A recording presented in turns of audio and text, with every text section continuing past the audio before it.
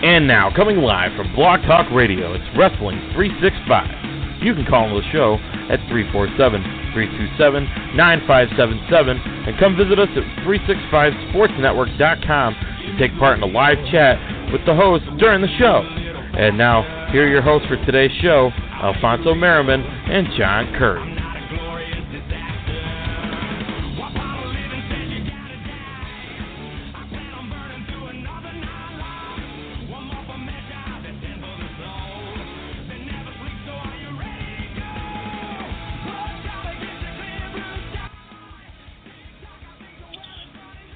Hello, ladies and gentlemen. It's another great week of Wrestling 365 Talk Radio with your host live from Miami, Florida, Alfonso Merriman, and my co-host coming from you from Auburn, New York, right? John Curry. How's it going? That is correct. I'm from the 315 Central New York. How you doing, my friend from Southern Florida?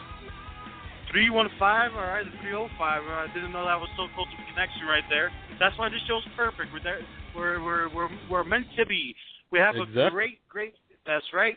We have a great show for you folks. We have the usual, a great stacked up lineup featuring some amazing discussions, including an interview featuring Bret the Hitman Hart, where he had some strong feelings about the hiatus. Well, not an interview with us, but someone. Oh yeah. You know that could be very deceiving. That could be very deceiving. I'm sorry. It was with the Boston Herald, but we're going to kind of break it down. I think he had some great points. He's a Hall of Famer, and just his quotes alone made a little impact when I was reading the article.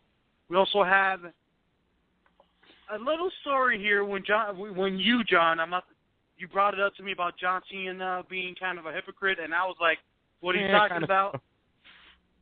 We got a great little discussion that's going to happen later on about John Cena movies, The Rock, and let's see if he's being a hypocrite or not. And then we are going to talk about a true legend in this industry, especially when it comes to the Latinos and smaller wrestlers, where he, instead of jumping ship to TNA Wrestling, actually decided to stay home where he belongs. I'm talking about Rey Mysterio. I'm not sure if he already signed the contract, but I'm pretty sure he did. It's still out there, but he is going to stay with World Wrestling Entertainment. And we have that and a whole lot more. A great blast from the past this week. It's going to... Like, I think I tweeted this a few weeks ago, the blast from the past tonight was the best and worst moment in wrestling history, and we'll break that down for you.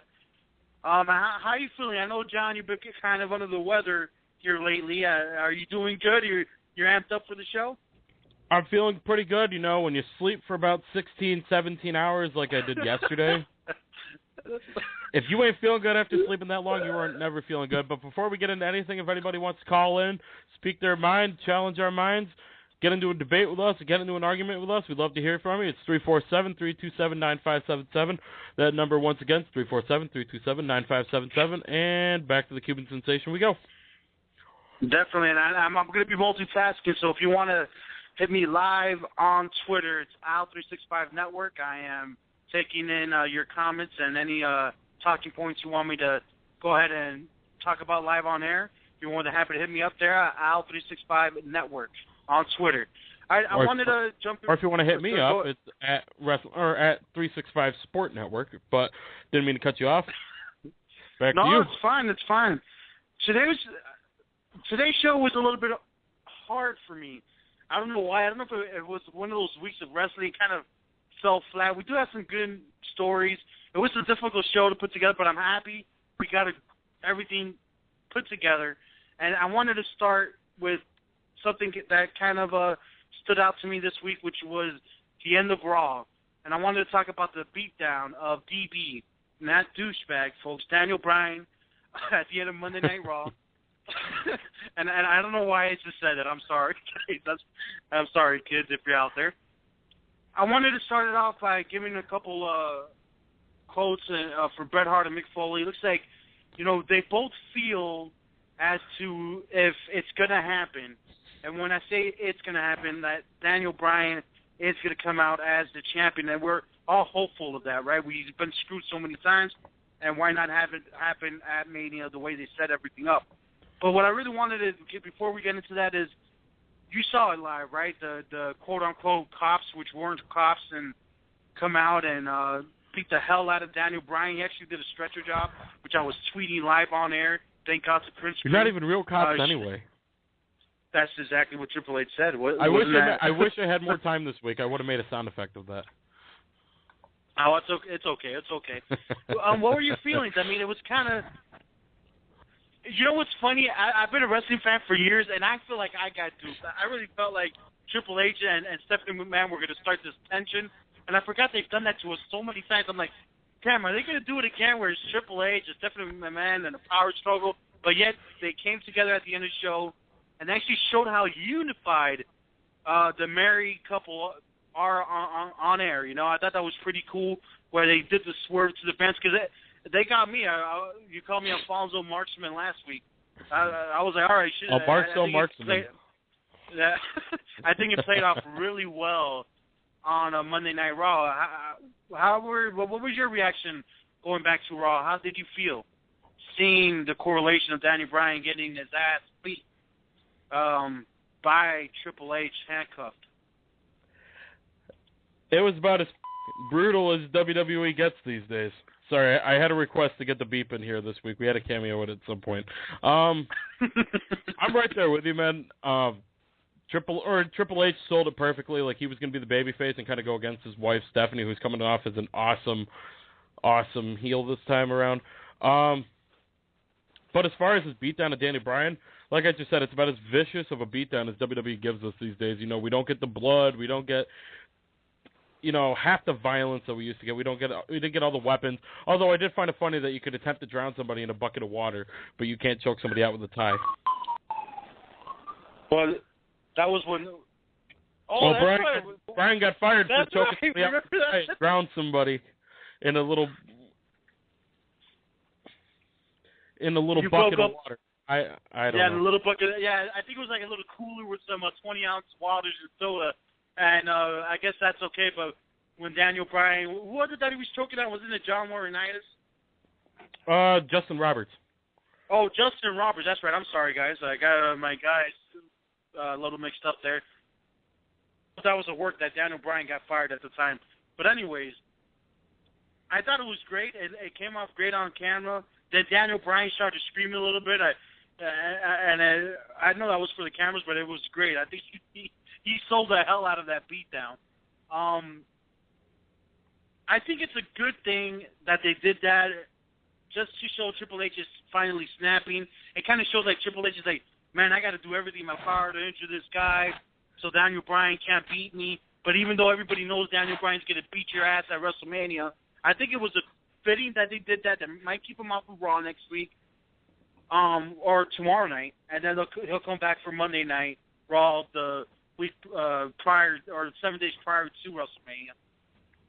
It was a cool way to end Raw. We haven't seen anything like that in a while. You know, it's just a straight up beat down and just to add to the storyline. Even though I don't think this storyline really needs much more of anything. You know, they've been going at it inadvertently for so long. And when I say that, they really haven't been physical with each other, right? It's been Triple H screwing Daniel Bryan and Stephanie McMahon screwing Daniel Bryan for so long that I don't think they need so much more to add to the meaning of this match at WrestleMania, right? And you know what happened right now? I just lost my train of thought. So, which is that a good thing on live radio? Well, let me ask you this while you're trying to recollect yourself. Do you think Daniel Bryan gets his hands and gets his revenge on Triple H before WrestleMania, or do you think they wait until WrestleMania? I think this should be a waiting period. You know, I think that. I mean, we are only 2 weeks away, so would you really spoil it now, or would you wait for the running boot from the corner at WrestleMania 1, 2, 3? Bryan's in the main event. This is what I think is foreseen, and I think it should happen this way. On Monday Night Raw, they're going to highlight, oh my God, on the WWE Network app, and after the post show, we had live footage of the stretcher job of after Triple H beat the hell out of Daniel Bryan. That's what they're going to sell on Raw, not only to sell the match, but to sell the WWE Network and get more people to sign up for it, so you can see those type of things. And then we won't see Daniel Bryan live on Monday Night Raw. Then the following week, 7 days prior to WrestleMania, I feel like Daniel Bryan's going to come out. And Triple H, they're going to do one of those kind of like teases, right, where we had a couple. What was it? The last pay-per-view where kind of. I'm just using this as an example, right? Where the Shield and the Wyatt family were on the ring post, on ringside, and they teased they were going to kill each other, but they didn't. I think it might go somehow that way, but more so Triple H being too much of a, not to use the other word, wussy, to come out and face Daniel Bryan. I had the bleep ready for you. I didn't want to use the actual word.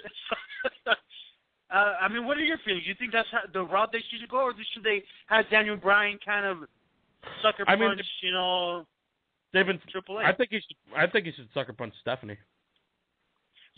But that's what I feel. But at the same time, if it's not from Bryan, it's from Brie Bella. Not Triple H, but Stephanie needs to get the brunt of it. And if not Stephanie, Brie Bella needs to get attacked too.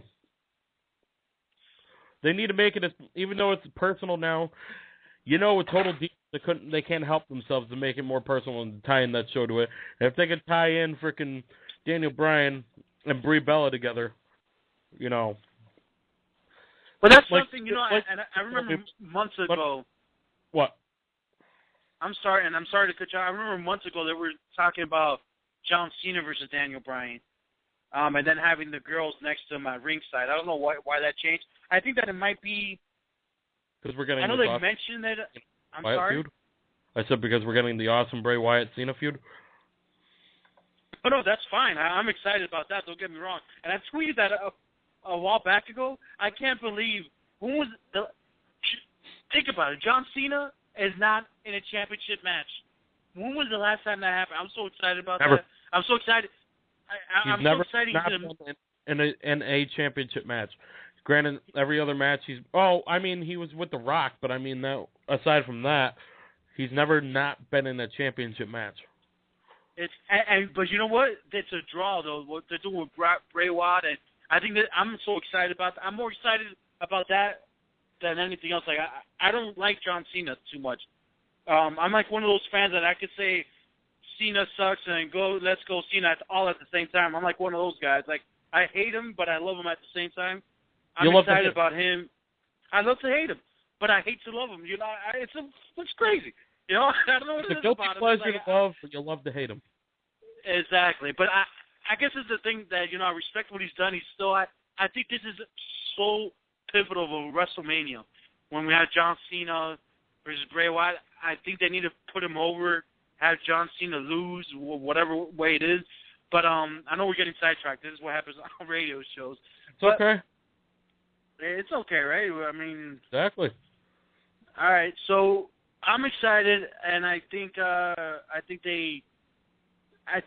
bringing in Brie at this point, I think it might be too late for that. Well, it's never late. If it's the Hall of Fame, that's one thing. But it might be kind of cool. Let's say if Daniel Bryan is not on Monday Night Raw, but they put on the stretcher job on the Titantron. Yeah, I still call it that, right? In the middle of Brie's match. No, not even in the middle of the match. And then out of nowhere, Brie comes out with the no music, and she steps in the ring just like hysterical, like, and just cuts a promo and say, "Stephanie McMahon, I want your ass right now. Get your ass to the ring." That would be kind of cool. And then they could put a dynamic of Stephanie McMahon being ringside with Triple H, and then Brie with Daniel Bryan. I think that might add another dynamic to the storyline. And they get into a little cat fight on Monday Night Raw. That'd be kind of exciting. Wait, just give me an idea to tie in with that. Have Brie Bella get beat down. This is my idea. And then kind of like you're saying, but have Brie get the better of Stephanie, like slap her across the face, whatever, at WrestleMania. At WrestleMania, not doing anything before? No, have like Brie's equivalent of Daniel Bryan beating Triple H be either beating down Stephanie McMahon or slapping her across the face. The big payoff of the couple getting their retribution at WrestleMania. That would be sweet. That would be kind of cool. Now I'm all excited about that, man. I've become so much of a fan of this product. That's crazy. 3 years ago, I bashed the hell out of the World Wrestling Entertainment. That would be an interesting way to go, for sure. And then it could be like the bad power couple versus the good couple, and I think that would work really well. Triple H put himself in the match at WrestleMania. If Bryan wins, do you think we get a triple threat of Bryan defending against Orton against Triple H at Extreme Rules? I don't know. Or do you think we could just get Bryan Triple H at Extreme Rules and have Orton get like some kind of frickin' SmackDown special or Raw special or something between Raw or WrestleMania and Extreme Rules or something? I don't know. I'm so worried about. I know we're talking about Triple H. I'm so worried about the fact that Triple H put himself in the triple. If he wins, he goes into a triple threat match. But it's been 5 years, man. I'm sorry? It's been 5 years. He hasn't been champion in 5 years. And he's not going to be again. I hope not. I wouldn't mind it. If the storyline's right, why not? The story... Okay. You watched WCW back in the day. Were you a fan of Hogan winning the WCW championship back in the late 90s? Hell yeah. Then he was Hogan. He was... Right, why not put Triple H? Because he doesn't need it. Hogan, I feel at the time with the NWO and everything else, he needed that, and it came off great on camera. Triple H could have a promo live on television. Hulk Hogan, it's not the same. You know, I think Hogan needed the title as to where a guy like Triple H and HBK and even a John Cena do not need it because they can sell themselves without using the belt to sell themselves, if that makes sense to you. You know what I mean? Well, with Triple H and the rumor of McMahon coming back and them starting up the storyline after WrestleMania now, could you see if some way, if McMahon wants to be the heel in the feud, could you see Triple H like rebelling against the corporate setting, so to speak, and turning babyface and saying he wants one more run as champion? Say McMahon gets Orton the title back or something like that, and Triple H is, I don't know. It's Russo-rific booking, but I mean, as a Triple H fan, I wouldn't mind seeing it one more time. Wait, and don't get me wrong, I'm a Triple H fan. He's done a lot for our business, you know, and he's actually has a great title. He's doing stuff behind the scenes. He's a part of the Performance Center and all that good stuff. I don't want to see him as a champion as of right now, but can I see it happen? Yeah. Do I want to see him turn babyface? No. If there was a booking probability of him becoming a champion, this is what I want to see. I want to see Daniel Bryan beat the crap out of Triple H at WrestleMania. I want to see Daniel Bryan become champion by defeating Bautista and Randy Orton, the Viper, which is not a Viper anymore. To me, it feels like a Florida snake, you know, one of those house pet snakes now, right?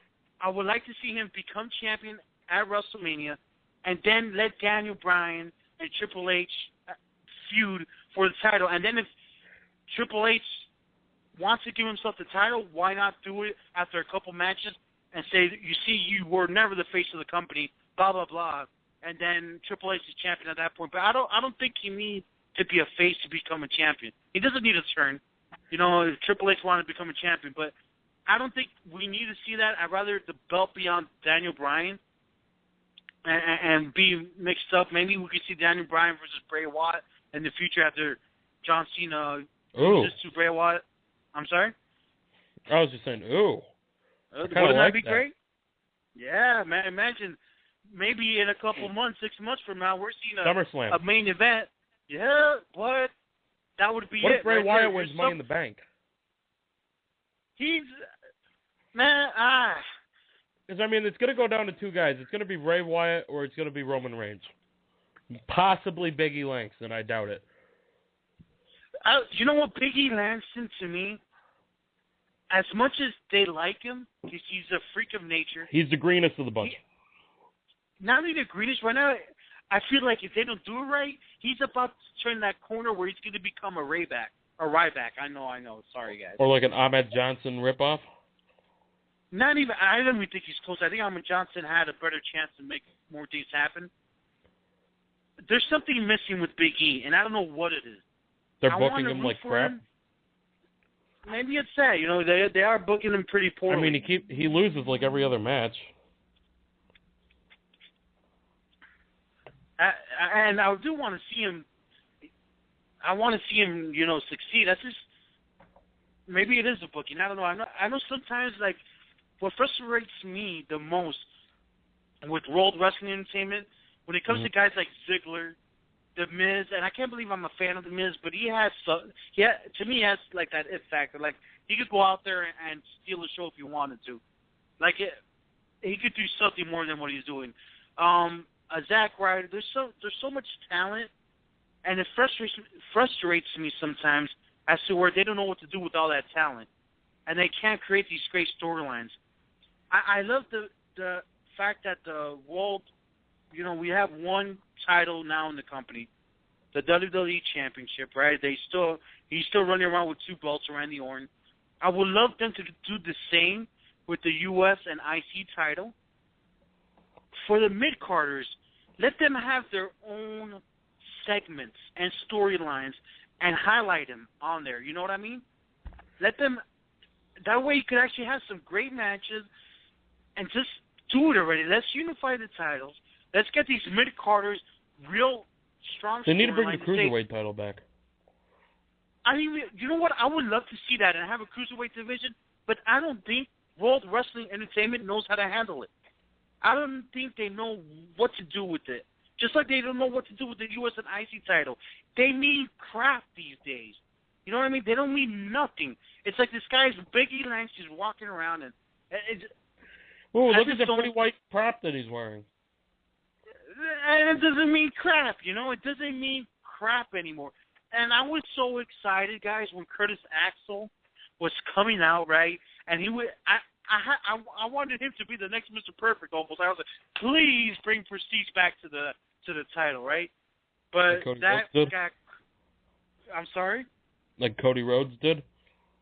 Yeah, you know, but it all failed. I don't know why it's failing for them. And I guess, to me, I see it like a moneymaker. Like, dude, you could... Let's say you're in a house show, right? And you have one title, a mid-card title, and it's got to be the Intercontinental title because it's Mr. McMahon's company. He's going to get rid of everything WCW, right? Which the U.S. champion was WCW back in the day. But imagine you're on a house card. Back in the day, being at a live event, a house card, that's why I call it a house card. You never know what was going to happen, you know? Well, why not use that as a main event? You know, that title on the line, and it might switch one night and give it a storyline so these guys could practice their craft at live events and cut promos and mean something. I want to go after that IC title because you know what my next goal is after that? I want to become champion. That's what I want to see again, you know? Well, what are your thoughts on it? Am I talking out of my ass? No, I totally agree with you, but let me ask you this. What do you think if WWE did unify the mid-card titles and then introduced maybe like a television title or something like that? I'm going to be honest with you. I've never understood the meaning behind of a TV title. It's defended every week. What the I don't know. Or the hardcore title, the 24/7 rules. Well, that was an awesome that was the craziest shit I've ever seen. I used to be like, oh my God, what's going to happen next? It would change hands 30 times in one night on Monday Night Raw. I thought that was pretty cool.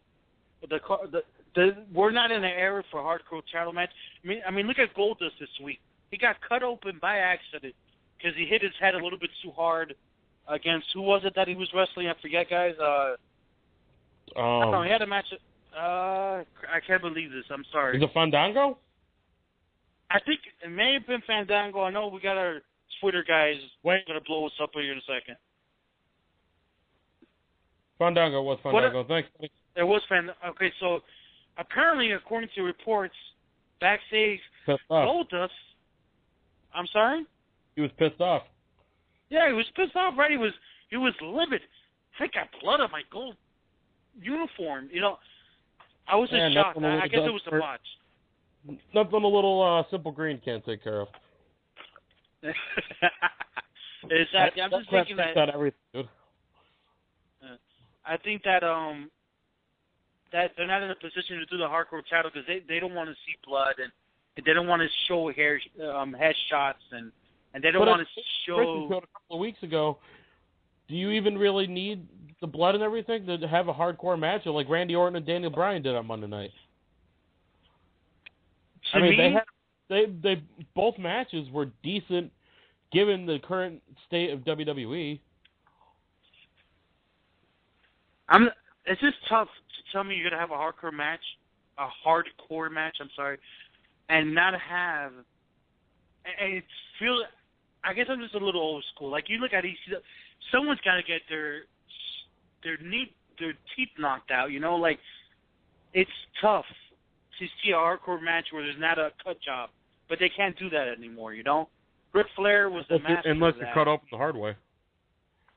And then you bitch and moan like Dustin Runnels or Goldust for some reason. I know that was a botch, but I was just shocked. I feel like for the first time, Goldust bitching about that instead of going and talking to the person. I've lost a little respect for him for some reason. I don't know. I hope that story is not true and it's false. Well, if it was something like Fandango improv the wrong move, like Goldust maybe told him to do one move and he did the wrong move and it cut him open, then something like that I can understand. I'll give it to you there. And Goldust is a vet, and he's one of those guys that have been the one showing that locker room. Fandango had to have screwed up somewhere if Goldust actually got that mad. You know what? And speaking of Fandango, and I'm going to switch it up a little bit here. I'm kind of frustrated. Sorry, what? And Chris Jericho said it himself. Like, what the hell happened to Fandango? Everybody in the world was Fandangoing. Like, he was going to be the next hot thing. What do you think happened to this man? Like, he stopped fitting with Chris Jericho. And then they put him to shit, right? Like, they didn't do anything. WWE is great at promoting, and they do so much that it's unbelievable.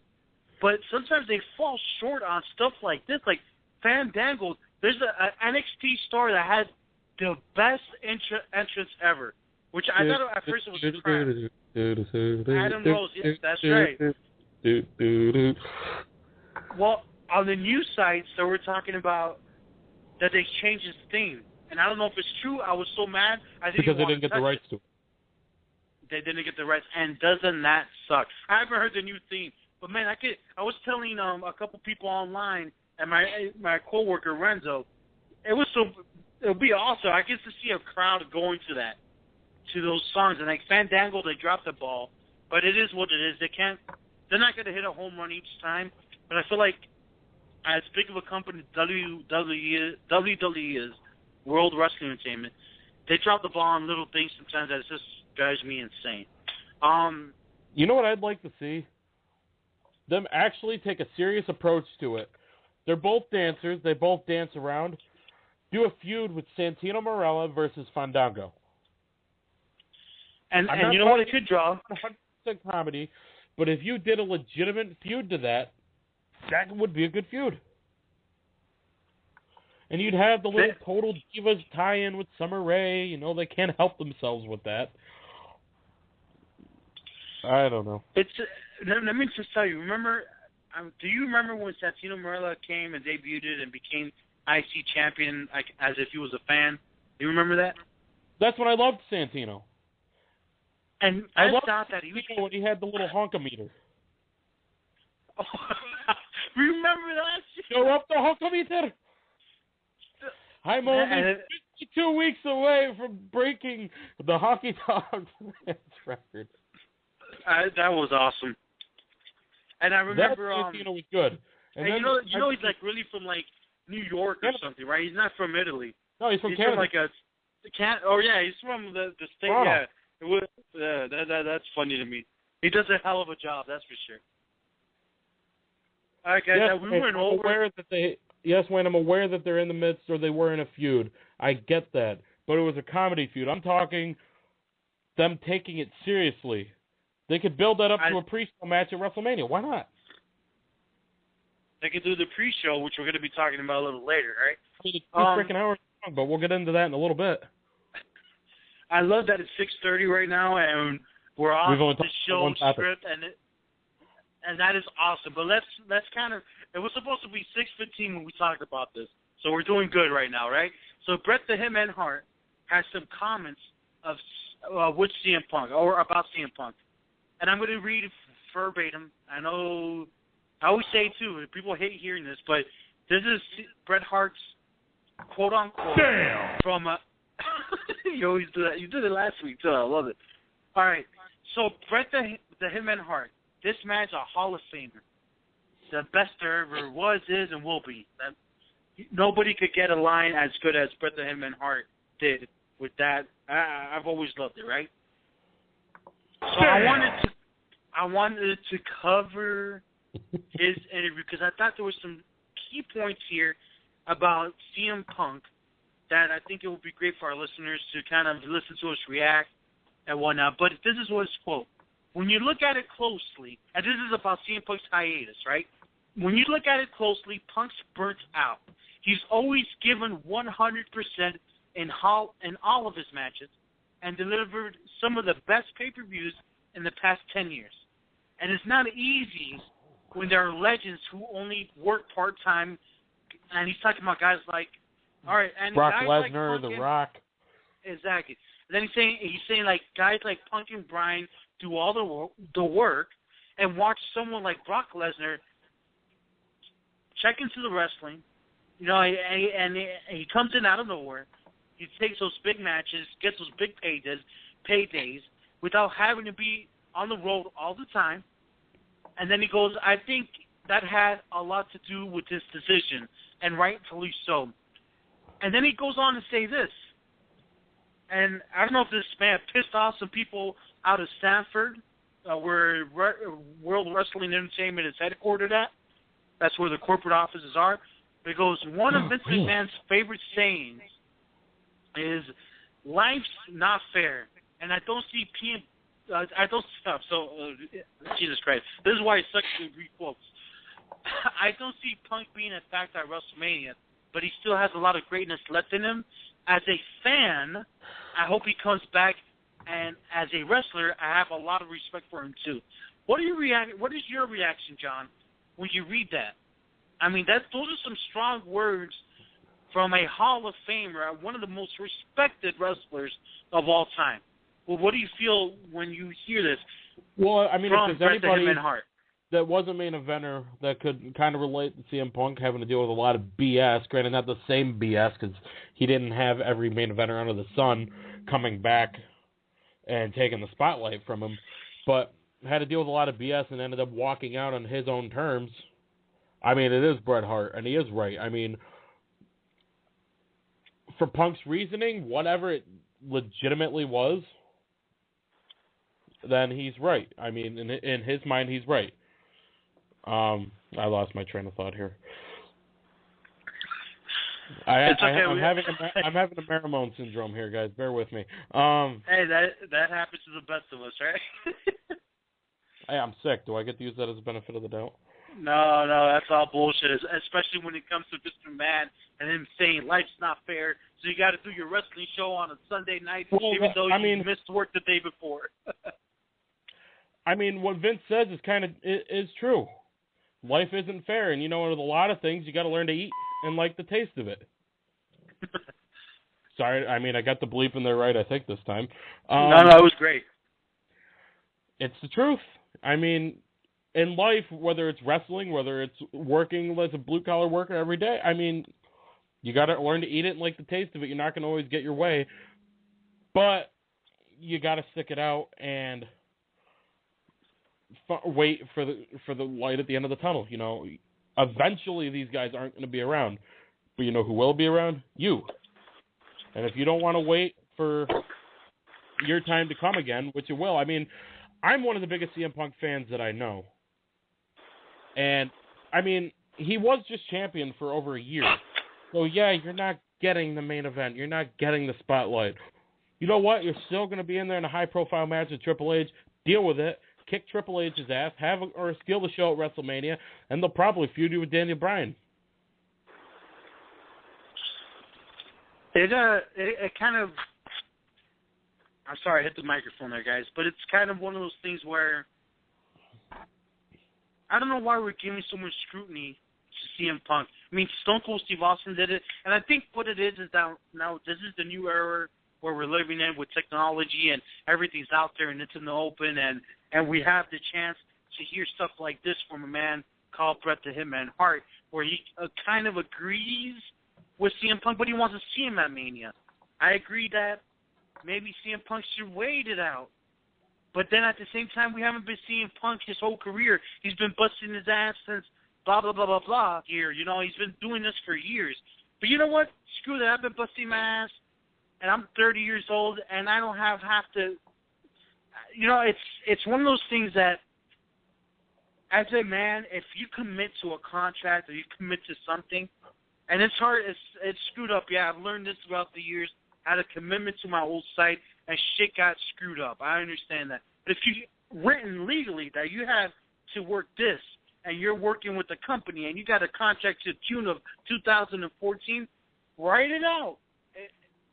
Just write that shit out. You know, just write it out, and then say, look, I don't want to sign with you guys unless I get a deal like Brock Lesnar. My body's beat up. My body's gone to shit. And I'm ready to be like a WWE Legends contract. I've made money. I love this sport. But not anymore. Like, I can't do this night in and night out. He kind of wants the same deal as Brock Lesnar, as Sting had in TNA, as Sting is going to get in World Wrestling Entertainment. What's powerful to me is the fact that Bret the Hitman Hart is really respected, and, you know, he's kind of backing him up. I just feel like he's been speaking out a lot of things that's happened in WWE. I mean, there's now? some interview, Bret Hart. There's some interview, but like he attacked Triple H for something that he did. It was last year or the year before that. I don't remember what it was exactly. But I mean, if Bret Hart's just speaking his mind, and I mean, he's under, as far as I know, isn't he under a Legends contract? I'm pretty sure. Well, you know what? I don't know about date-wise. I don't know the logistics, and they never give it out. It's kind of like the Miami Heat. You sign a contract with the Miami Heat down here, the NBA basketball team, and they don't give it out. 5 straight weeks we've gotten a Miami Heat reference in this show. And it's going to continue, even though we lost to the freaking Pelicans. We lost to the Pelicans last night. I don't even know who the hell we lost to. Hey, it's okay, buddy. You know, Miami can go win another 100 championships. You know what? During the regular season, they're 0-3 against my Nets. So your Nets or your? I heard something else there. It does not matter. I'm going to tell you this, and I'm sorry we're getting way off track here, but last year we went 0-3 against everybody, and we still beat everyone's ass in the playoffs. The Nets don't have it. I'm sorry. I wish I had a cricket sound right now. Crickety. I bet you if LeBron James chose to leave the Miami Heat to the Brooklyn Nets, buddy, you will be all about it. It'd be hard not to be. Would you take LeBron James? I mean, as a basketball fan, yes. As a Nets fan, I don't. I mean, how can you say no? He's so you know what? Let me enjoy it. Prima donna. I'm a fan, and I've watched my Miami Heat since I was a little kid. Let me enjoy it. You know, we're gonna have him for a couple. Maybe this is his last year of next year. Let me enjoy it. Then we're gonna suck again like everybody else. Manhattan. Let's get back to wrestling, because eventually you guys are going to hear us talk about sports when we launch. But let's just talk back about wrestling, right? A little teaser. I like it. The teasers are coming out, folks. At the end of the day, I miss CM Punk. My wife misses CM Punk. My coworkers miss CM Punk. I wish he was wrestling, and I hope he doesn't end up in TNA Wrestling or freaking... I don't want to see him in Impact Wrestling. I don't want to see him in Tommy Dreamer's Hart. I don't want to see that. What were you going to say there? I said, or in Jeff Jarrett Promotions. That's what I was trying to get out of my tongue. It just didn't come out. Yeah, I don't want to see that. House of Hardcore, that's perfectly fine. Particularly the June 6th show. Which we're going to be getting to very shortly here. It's 6:40 p.m., and we're still talking CM Punk. We have a lot of great things coming up. I don't think a 2-hour show is enough tonight, but it's okay. I want to go back to CM Punk and the fact since he had to leave to companies to go put on a tampon. I'm sorry, guys. World of Wrestling Entertainment was forced to rewrite the script for the movie The Flintstones. How sad is that? Isn't that depressing? He's depriving our children, our wrestling, not even wrestling, because this is going to go out to the world, and my son and everybody's kid wanted to see this. What happened? What do you think about that? Let me try. I'm trying to think of the best analogy here. You have Vin Diesel, say, in the Fast and the Furious movies, and all of a sudden they kill him off. Or not even so much to kill him off. He just leaves the movie for some reason, and then they do a Need for Speed sequel. Hypothetically, he went and did a Need for Speed sequel. Would you continue to promote Vin Diesel with Fast and the Furious? They kind of did, right? He came back. He did come back, no, but I mean, I understand. If he goes to competitors, the movie they're going to be promoting everybody in there. Would you promote one of your competitors? I mean, if the Big Mac went to Burger King and you're still McDonald's, would you still promote the Big Mac? I see what you mean. And it is sad, though, right? You got something... I actually made a point. 5 weeks on the air. Woohoo! All right, we're making progress here. I celebration just messed up your cell phone connection. What was that now? I said, I think my celebration just messed up your cell phone connection. That happens every once in a while, right? All right, so the reason for me mentioning this, all right, CM Punk is out of the Flintstones movie, and guess who's in? And I wonder why he's in. Out of all the superstars there is, even a Jerry Lawler or whoever you want to stick in there, but the one that's in there and the one that's going to take his place is none other than the masked Mexican hero himself, the WWE legend, Rey Mysterio Jr. He is going to be the replacement for CM Punk, and this is a good segue, like you like to say, John.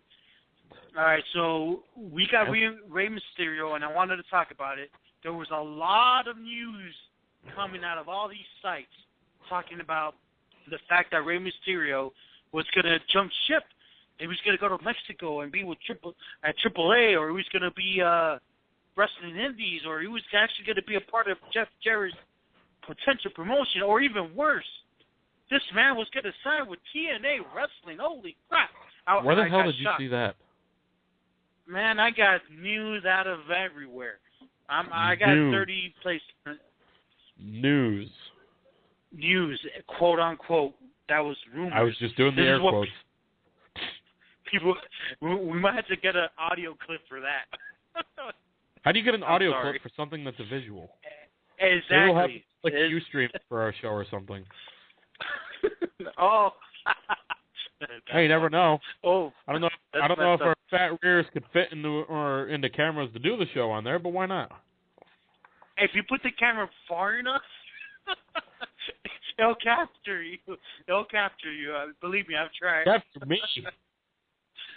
I mean, they'd have to put it in like South Carolina to capture you. That ain't right, guys. Oh man. All right, now I'm getting shit from my wife and my co-host. Son of a. All right. Anyways. Hey. Remy, man, you gotta watch the swearing. No, I didn't say it. I was just making a joke because apparently some people have actually liked the bleep. I don't know. But for anybody out there actually wondering, no, I did not drop the F. Take it away. I almost dropped the F-bomb. You guys got to understand. We need to put John Curry. John Curry is the audio soundboard guy. I'm not on there, so he's the one that controls everything. But he can't control my mouth because whatever comes out, and I don't have a pre-warning and say, hey, I'm going to drop an F-bomb right now. It just happens. I'm sorry, guys. They just have to have the ready. Rey Mysterio did resign with World Wrestling Entertainment, or if he has not, he will be.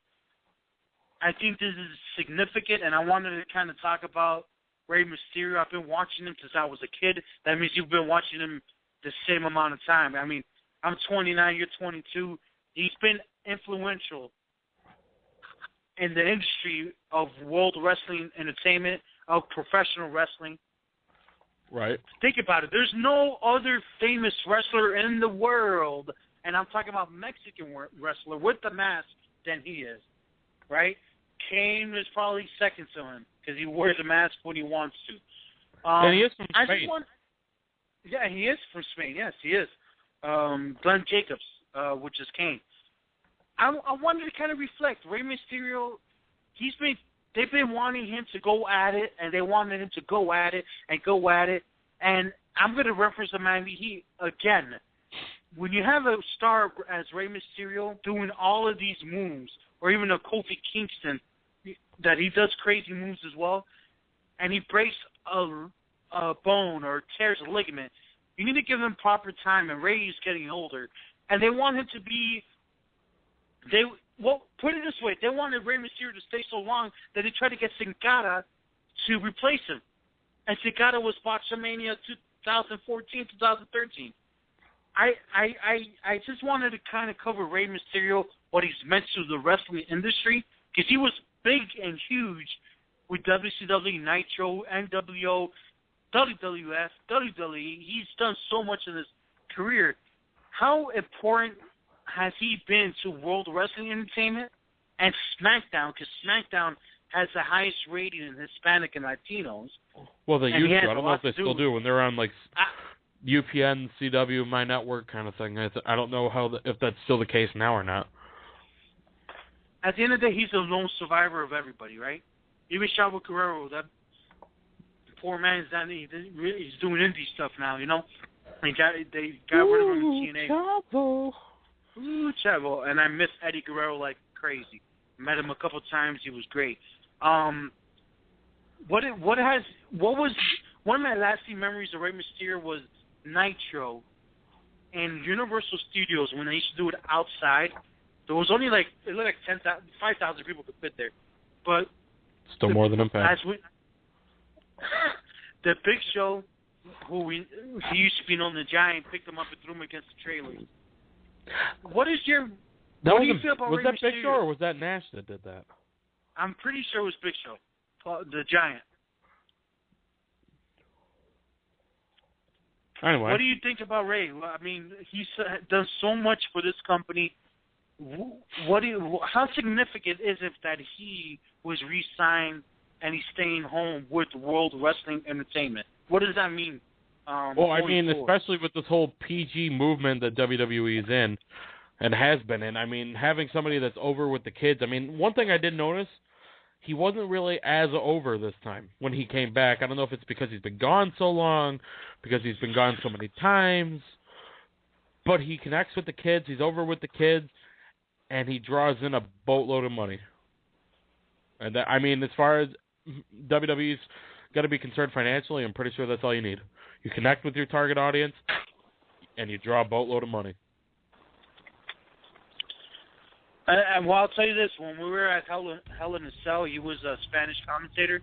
He had a pretty nice spot, but again, I'm in Miami. This is the melting pot of the world. People don't understand how Miami is. We really are of all cultures, and Rey Mysterio, there's a huge Latino community down here. I'm excited for Rey. I wanted him to stay. I wanted to get a Legends contract just like Kane. Sorry, I don't even know why the heck I mentioned Kane there. But RVD, Brock Lesnar, The Rock, and all these other superstars, I think he deserves it. And I wish we could see him do more. I think he deserves to be in a tag team. And I was so excited about the fact that Sin-Cara and Rey Mysterio could have been a tag team together. But it doesn't look like it's going to happen, you know?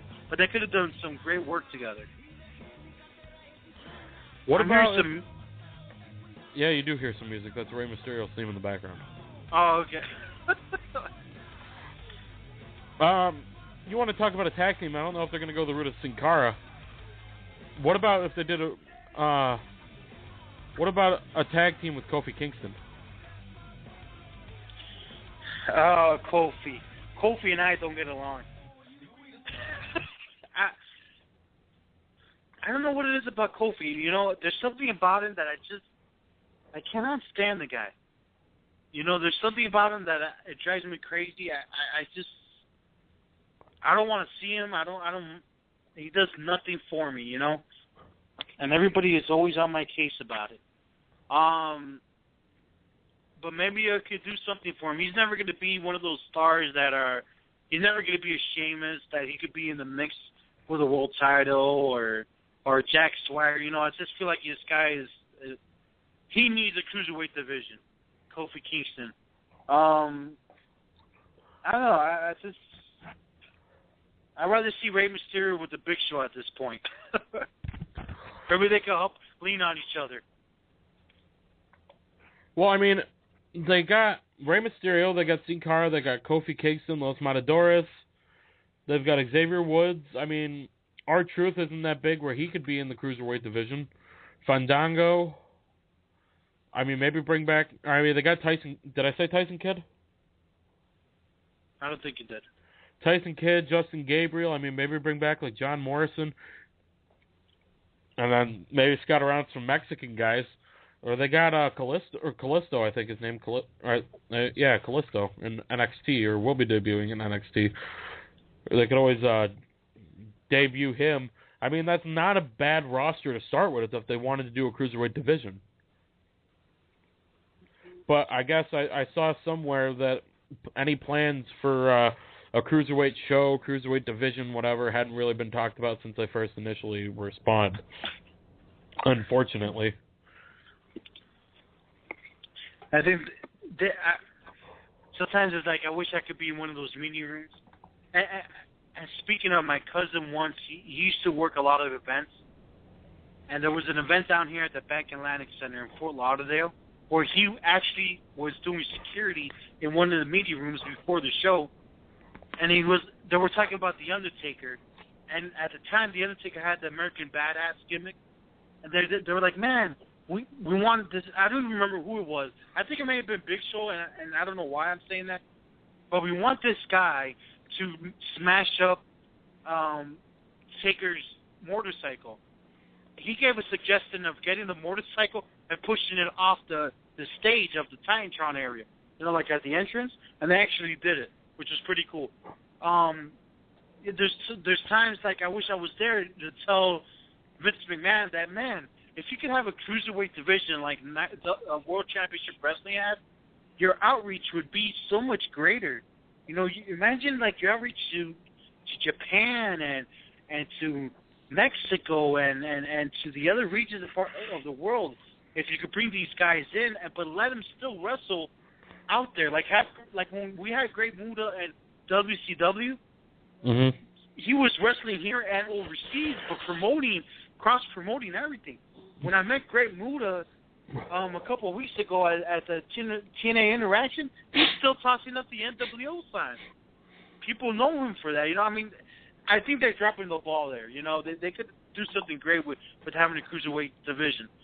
John, I think it's about time. We're a couple minutes overdue.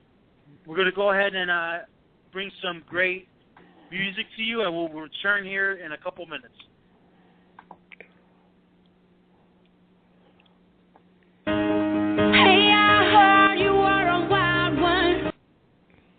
Ooh, if I took you home and be a woman, show me how you do. I wanna sit down in the club with you. Hey, I heard you like a wild one, wild one, wild one. Oh, I like crazy, foolish, stupid. How they going wild, fist pumping music. I might lose it. Glass to the roof, how we lose it, lose it, lose it. I don't tell her like she don't tell me like I'm on there, the right vibe. Ready to get live, ain't no surprise. Take me so high, jumping those dives, search for no crowd. Ooh, then I gotta be the man, I'm the head of my band. Mic check 1, 2. Set them down in the club with a Playboy does till they all get loose, out the bottle. We all get fit in against tomorrow. Gotta break rules cause that's the motto. Club shut down 100 supermodels. Hey, I heard you were a wild one. Ooh, if I took you home and be a woman, show me how you do.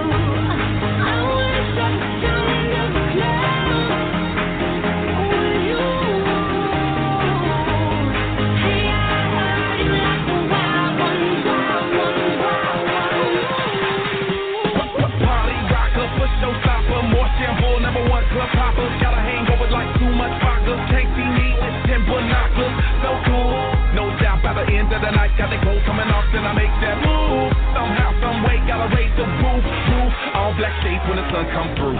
It's on like everything goes. Wild out, baby, to the freak it shows. What happens to that body is a private show. Stays right here, private show. I like a mundane, don't fucking high pain. Tolerance bottoms up when it's champagne. My life told Muhammad that we hit fame. So we beat with the deal, we get insane. Hey, I heard you were a wild one. Ooh.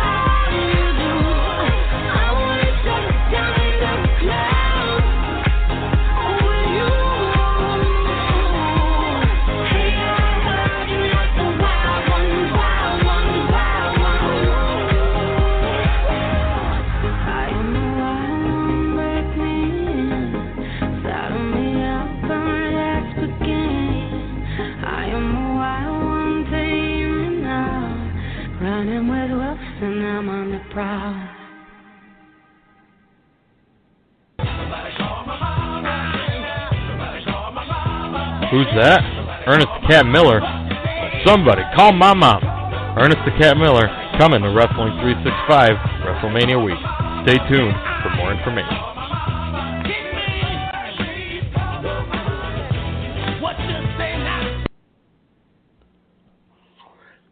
And we are back, ladies and gentlemen. Yes, Ernest the Cat Miller. We will have him in an interview WrestleMania week.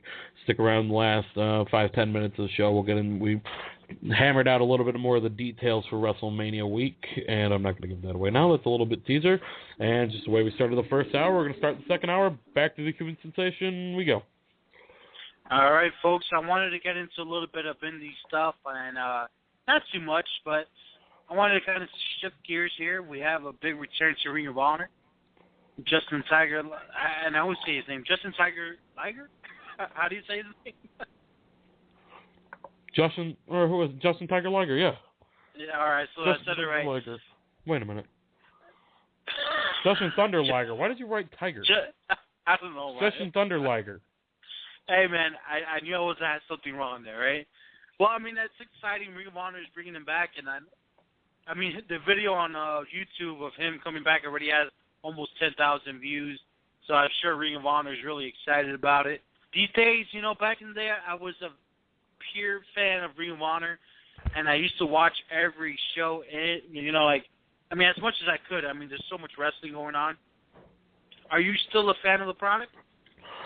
See, and I am, but I'm not able to catch it, because up until, like, the last couple weeks, I didn't know we still carried it. So I kept looking for it. Like, I'd search on my guide, Ring of Honor or ROH, and it's not there. And then a couple of weeks ago, I found it on, Sunday nights at, like, 11:30 or something like that. So I have a couple Where episodes. is that at? Where are you watching it? Huh? What channel are you watching it on? It's on, what is that? I think it's My Network TV or Fox or something like that. Okay. It's on at like 11:30 at night. And my work schedule's been so busy the last couple of weeks, so I have a couple episodes DVR'd, but to answer your question, have I been following it? No, but am I a fan of it? Yes. And I just wanted to make note of it. I mean, he is returning. He's done so much in the business. It's exciting for Ring of Honor, and I hope they are able to capitalize on his return, and I hope the fans can enjoy him. I mean, it's a big deal for ROH and for him as well. I know there's a couple of huge events coming up. I mean, Tommy Dreamer. And I'm sorry, I know I got sidetracked there again, but there is going to be several other New Japan Pro Wrestling stars coming in. And there's these names I can't pronounce. Kazuchika Okada. He will be joining, and Satoshi Kojima will be joining too. And Satoshi Kojima. All right, there you go. Satoshi Kojima. God bless you, man, because I'd be butchering it worse than you are. They're going to be a part of it's exciting because cross-promotion is what it's all about. Ring of Honor needs it. And I really hope they can fill in some gaps in our wrestling industry. I wish they had the financial backing to get that real big. It's been so long. It's like, I wish they had that Spike TV deal, and we could see them every night on a whatever night, and they're mainstream, and they're not there yet, and they should have been, and it's frustrating. I always saw them back in the day, 3-5 years ago. World Wrestling Entertainment, TNA almost becoming the WCW. That didn't happen. And then Ring of Honor being that ECW, but that hasn't happened either. It is what it is. I wanted to go into, and this is your area of expertise. I'm throwing it on you, John. Well, it's not really my area of expertise, but yes, some decent names. From what I understand, the Dudleys have been there before, but AJ Styles is going to be appearing at the House of Hardcore event at the Mid-Hudson Civic Center in Poughkeepsie, New York. That's a little cheap plug there. You're welcome, Tommy Dreamer. I doubt you'll ever listen to this podcast, but if you do, there you go. And that's actually my old stomping grounds, or about a decade and a half ago almost now. So I'm looking at attending the event. I'm going to probably buy my tickets in the next couple of weeks. So if anybody wants to meet up, I'm probably going to... that's on a Friday, so. But yeah, the names right now, the only ones announced so far are AJ Styles, Bully Ray, and Devon Dudley. More names to be announced soon. So already looking like a decent show. Tommy Dreamer seems like one of those guys. I know that he was backstage at recent TNA Impact Wrestling. Well, he's an agent. He's doing some agent stuff there for him. He's well respected. Do you think that he has the ability to kind of take it to the next level and kind of get to that mainstream? It's the website House of Hardcore.net. He's had some great. He's already got DVDs out there. Not only that, for June 14th show, I'm not sure. I believe the June 14th show is going to be in California. So he's doing stuff in New York. I thought it was Philadelphia. No, Philadelphia's on June 7th. Oh, okay. I got on on the 14th, it's going to be in Valley Center, California, the Harris Casino. Excuse me. And that show is going to feature Young Bucks from ROH, I believe. Terry Funk and Tommy Dreamer himself, of course. He's done some great stuff. I mean, do you think he has the potential to do something, bigger? He's had guys. I wanted to let you guys know. I mean, he's had X-Pac on there. He's had Matt Hardy, the Steiner brothers, Petey Williams, John Morrison. I mean, the list goes on and on and on of the guys that he's been able to feature on his show. Do you think he could do something to where it's more than a DVD? I mean, it partially boils down to determination and motivation, and if he's full gung-ho on making it as far as he wants to make it. But the opportunity's there. I mean, TNA is faltering more so now than possibly ever, especially with their contract coming up with Spike TV too. So, I mean, they cut their pay-per-views in half, and now in 6 months they could possibly be without a TV station or their product on. So that to me is the next step. I mean, he's got the pay-per-view, or not the pay-per-views, I'm sorry, the live events. He's got the DVDs. Maybe eventually getting like some kind of TV deal. I don't know. But, I mean, the opportunity is there for him. I mean, it could easily step up and be what ECW was 20 years ago. It's amazing the amount of people that have been on this show. I mean, even it took me back as Big Daddy V's on there, on his rosters page as well. which that was Mysterio recently passed away. That's just crazy. I mean, he's had a lot of people on there. I wish him the best. I mean, he's really respected. And I kind of see him like a Jeff Jarrett, but without the financial backing. I know he's using his own money to do his show, so that's probably where it's getting a little bit more difficult. What do you think, since we haven't heard any real details about Jeff Jarrett's promotion, what do you think about a merger of House of Hardcore and Jeff Jarrett?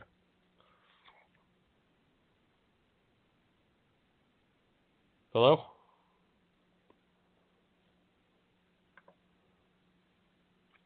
Well, it seems we're having a little bit of technical difficulties here with my co-host, but I mean, you got Tommy Dreamer doing his House of Hardcore stuff that he's got now, so why not mix what's already beginning of an established brand in the House of Hardcore, mix that in with what could be a new established brand. You're good. I was just saying, we already have somewhat of a semi-established brand in the House of Hardcore. Why not mix that in with what could be a new established brand of Jeff Jarrett's promotion? With Tommy Dreamer? Yes. That would be awesome. Wouldn't that be a hell of an announcement that they got together and did something?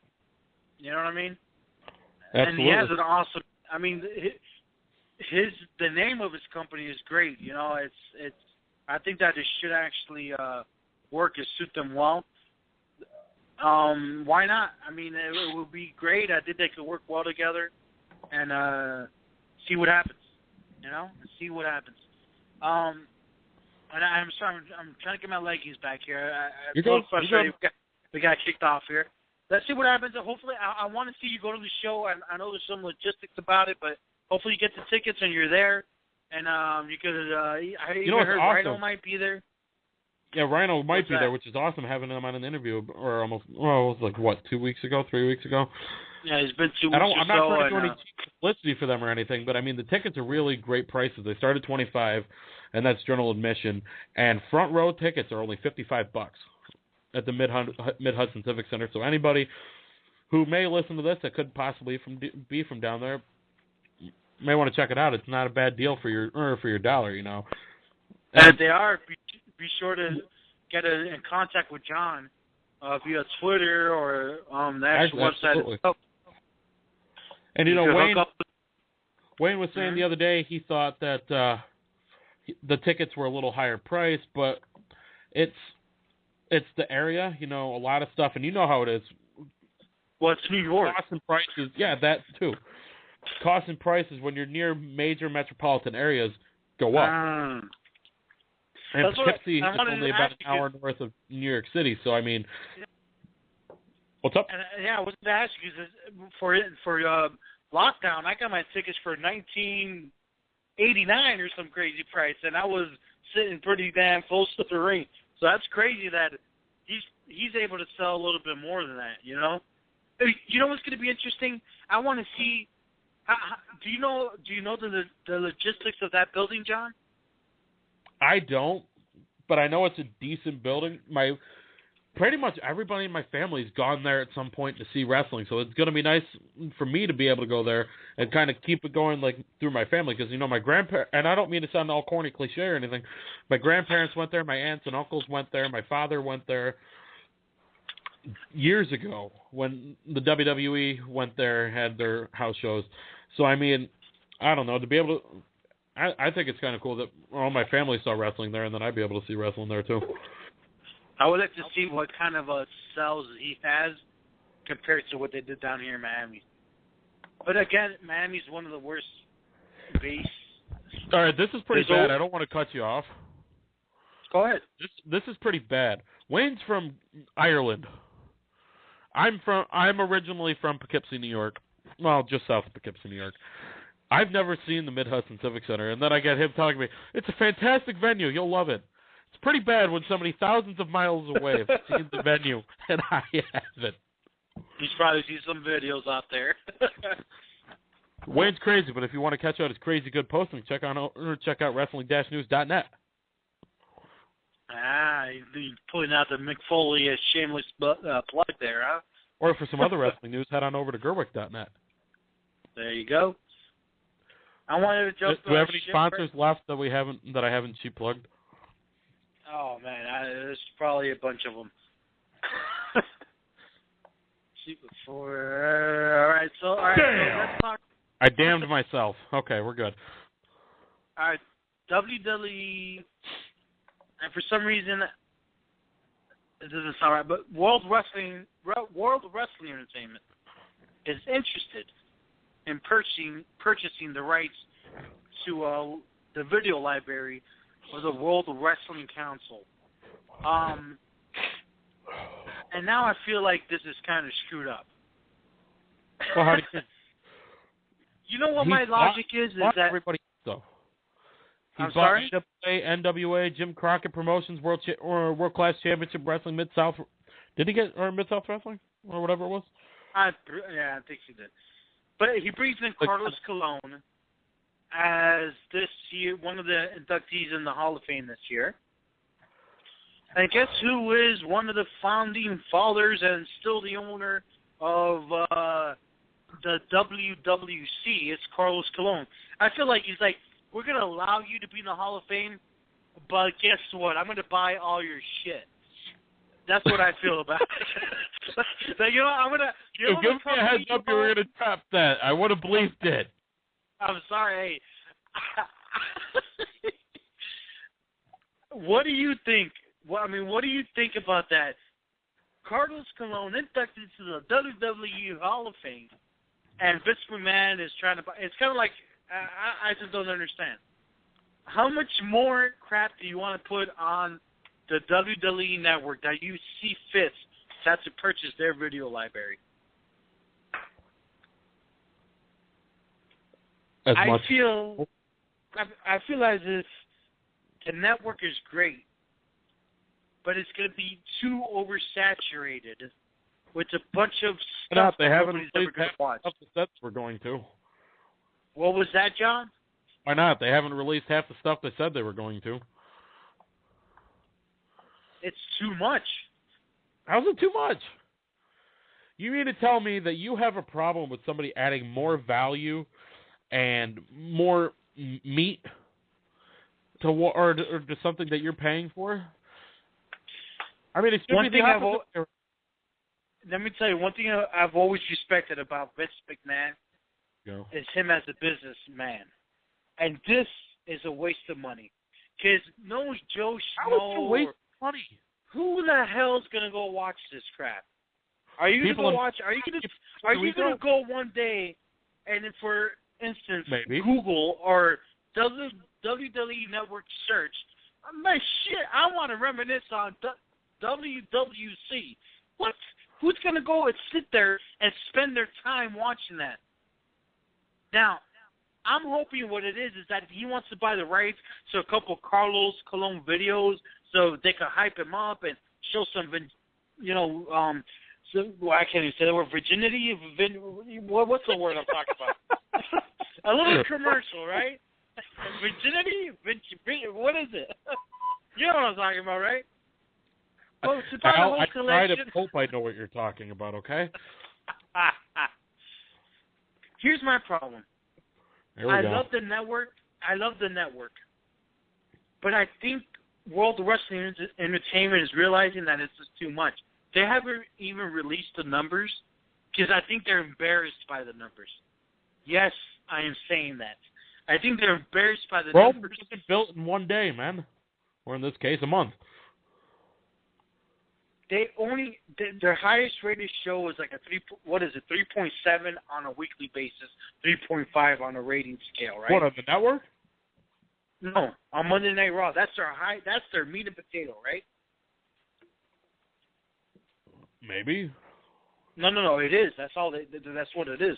So you got Monday Night Raw, you got SmackDown, then you have everything in between Superstars and everything, whatever else they're showing. Well, let me ask you that. Let me ask you that. Go ahead. When you get an order of ribs, you go to a barbecue place and you get an order of ribs. Do you want these dinky little things that have like a hair of meat on them, or do you want these big mother that are stacked to the rafters and just full of meat? You know. Basically, would you want ribs from like a little billy goat? Sorry, Daniel Bryan. Or would you want the meat or ribs from like a giant freaking cow? The problem is when you have a billy goat, you could probably have the full rack. But when you have more meat. Massive cow, you have more meat, but you get too full, right? You get too full, then you got to go take a crap. What happened? That's what the leftovers are for.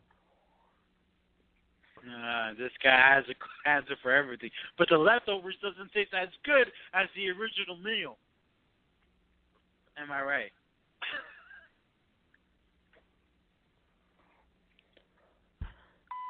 John, are you alive? I can't work in these conditions.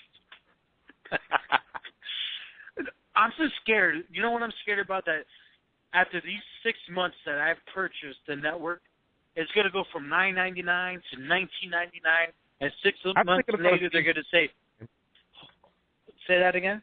I don't think it'll go to $19.99 right away. What are they going to do, $12.99? $19.99, dude.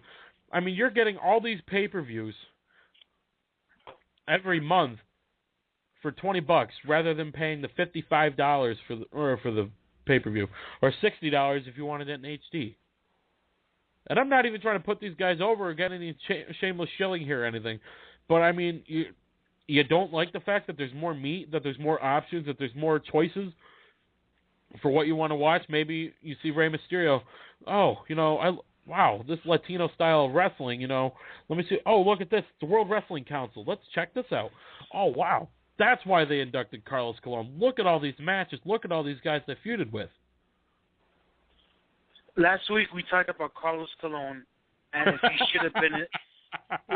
should have been inducted to the Hall of Fame of World Wrestling Entertainment, the World Wrestling Entertainment Hall of Fame.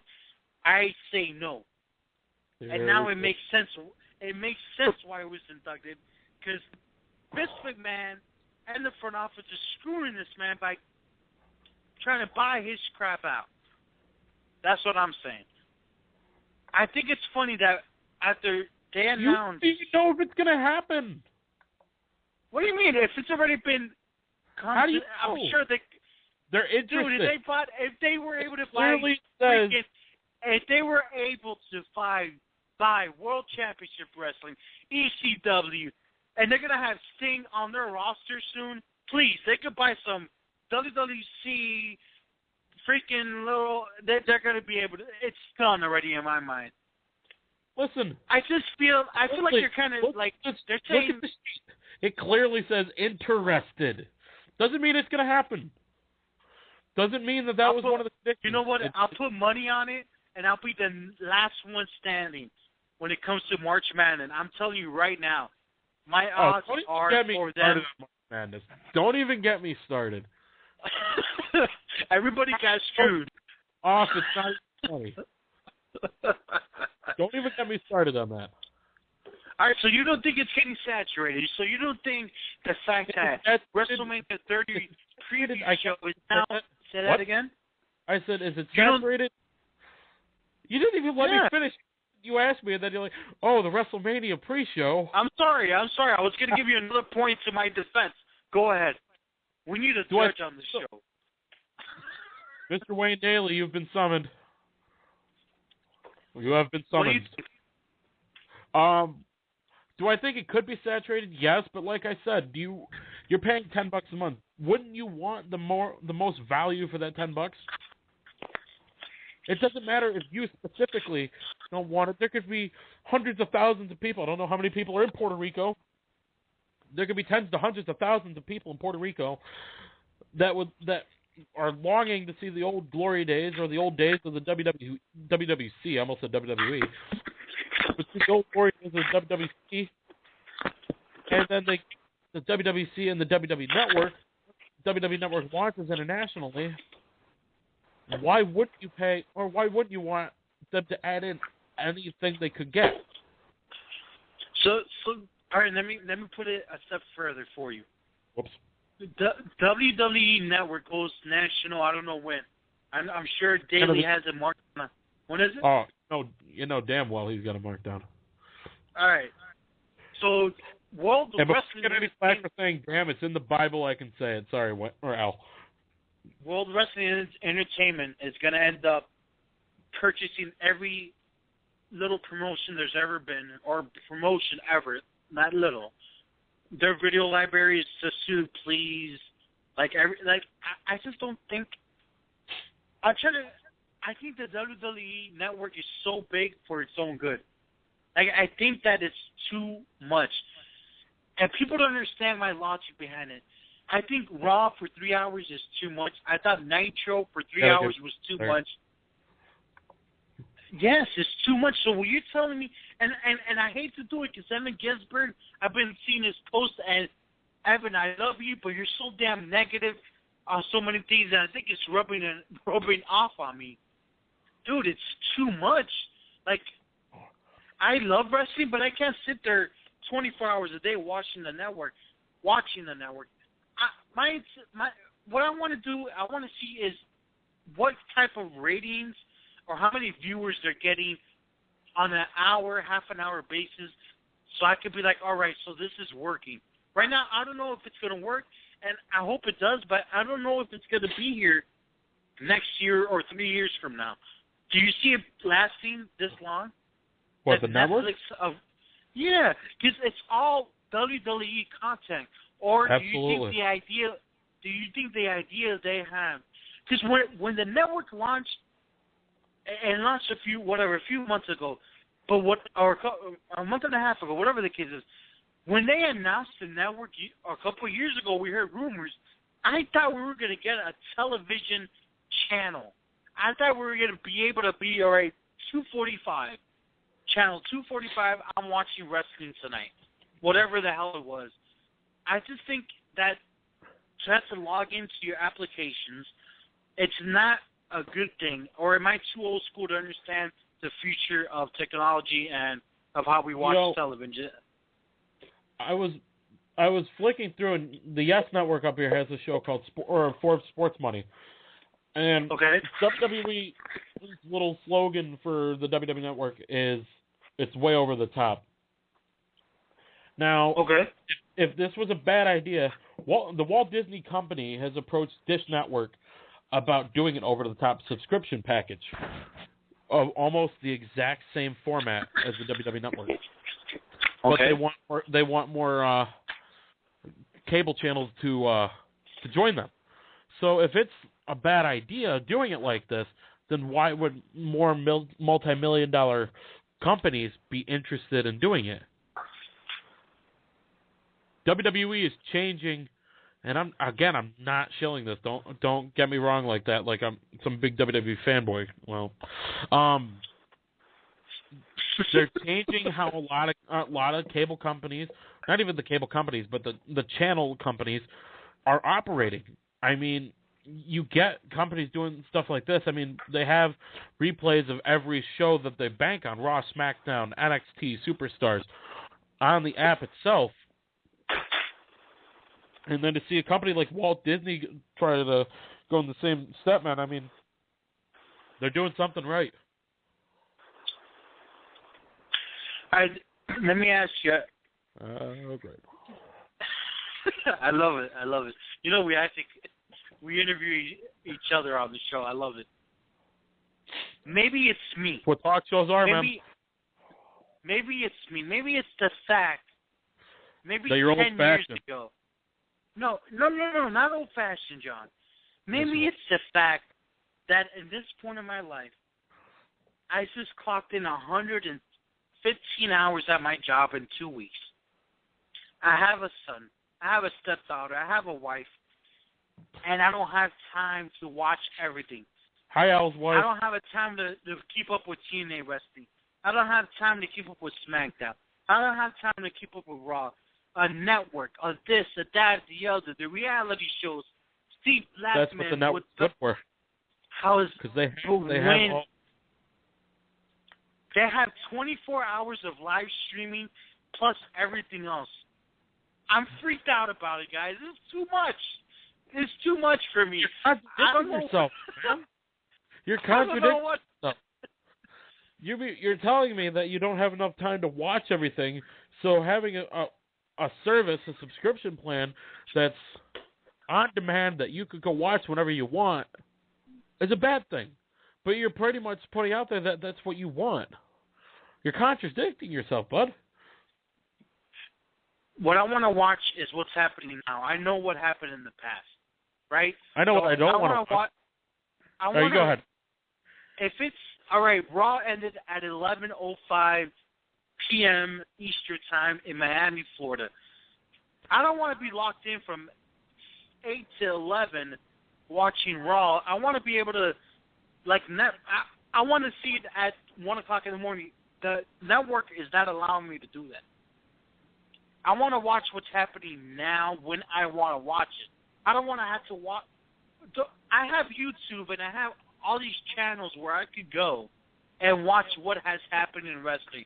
I have a bunch of websites that have biographies on stars from the past, which I could go and look at. But when it comes to what's happening now, I want to watch it whenever I want. I guess you have a DVR and you technically can, but the WWE Network is not really doing it. Yet.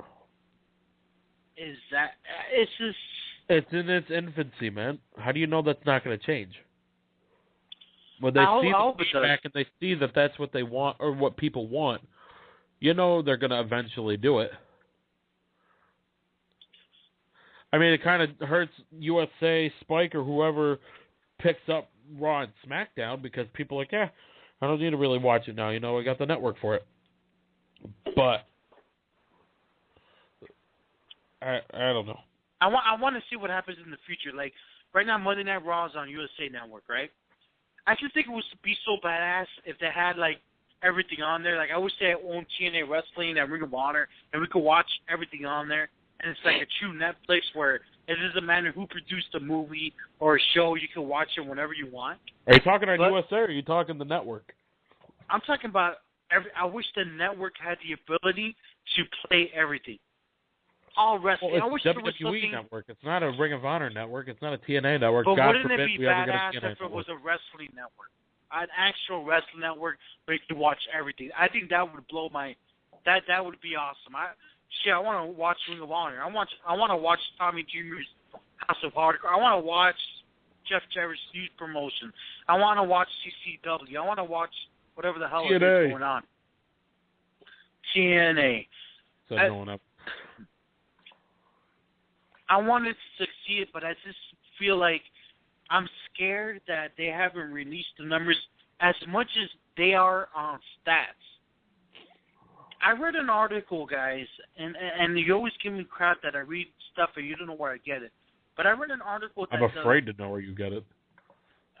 I read an article where the first week free was only supposed to be for the launch, like for 2 weeks. Like they were going to only advertise it for free for the first 2 weeks of the launch.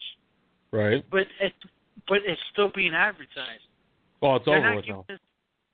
It ended yesterday. I saw a commercial on Monday Night Raw. On Monday. Yeah, it ended yesterday. Yesterday was the end of the free deadline. Or the free trial. I hope they give it to Wayne Daly. So, all right, guys, I'm making something out of nothing. Somebody should buy Wayne a subscription. All right. Do you think that the pre-show being 2 hours of WrestleMania 30, what is it trying to get out of it? Any half a penny, quarter penny, nickel, dime, quarter? I'm sorry? You said, what are they trying to get out of it? I said every half a penny, quarter penny, nickel, dime, quarter that they can get out of people. Don't you think that eventually they're going to even out and start losing money? Like, no. WrestleMania itself is John, WrestleMania is 4 hours. Right. I just don't understand. WrestleMania is 4 hours. There's 2 hours of a pre-show and an hour of a post-show. You're talking about a work shift to look at wrestling. That's possible? You have the time to do that? Because I can't do it. What do you mean you can't do it? You're going to be doing it anyway.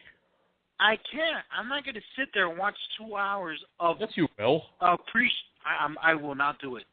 I will not do it. I cannot. You right now, I know you. You're not going to do it. We're not going to have a show that week. I know you're not going to, or I know you're going to watch it. When you're married, it doesn't happen, bro. Listen, everything else has happened so far. And you don't know what I'm going to do. You know you're going to do it anyway. You know where I'm at right now? I'm in my house, and nobody's here. My wife had to take the kids. That's why we got the OJ and the vodka out this week. I'm on the vodka. It's 7:30. We haven't even got to Blast from the Past. It's been a very emotional show. John and I are not agreeing on the network, and I'm sure none of you are agreeing with me. And you're agreeing with John. That's okay. But what I want to do is hit a Blast from the Past, and then we'll talk about John Cena being a hypocrite.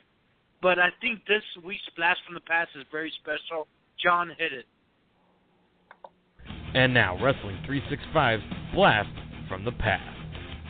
Well, now, here's the WWE. And here's WCW. Well, there's Jeff Jarrett.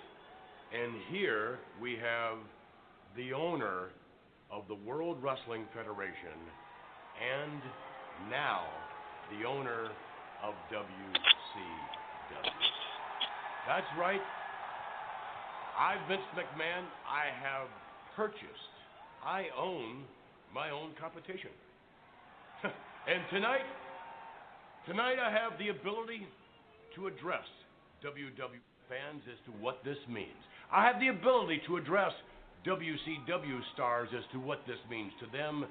And yes, I have the ability to address WCW fans as to what this actually means to them as well. Tonight, at the right time, there'll be a special simulcast. And let me just say that tonight, for sure, one man will make history. And that's me, Vince McMahon.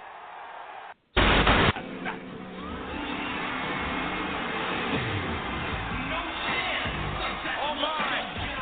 Shane McMahon must be here in Cleveland because and Mr. McMahon's running for a fight with his own son. It's officially going to happen at WrestleMania, but apparently it's going to happen here tonight.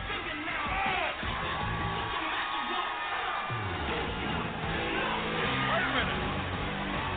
Where's Shane?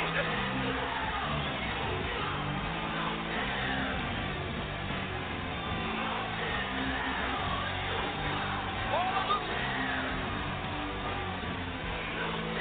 He's not in Cleveland. He's in Panama City.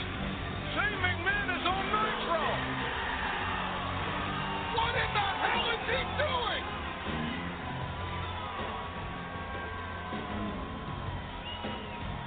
Hey. Where are you? What's up, Vince?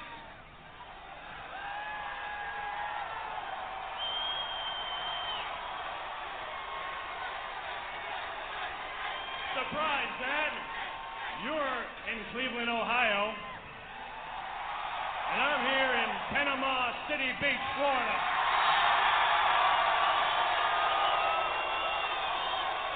Standing in a WCW ring.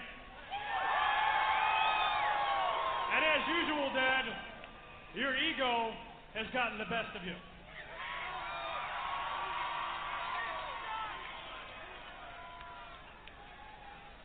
Your ego has gotten the best of you. I mean, Dad, you wanted to finalize this deal at WCW at WrestleMania. You have the audacity to ask Ted Turner himself to come down and finalize that deal.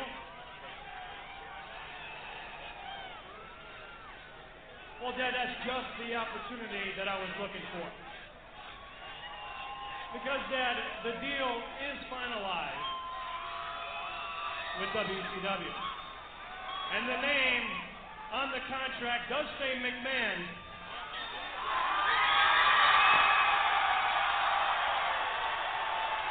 However, the contract reads Shane McMahon. Oh, my God! I don't believe it! That's right. I now own WCW.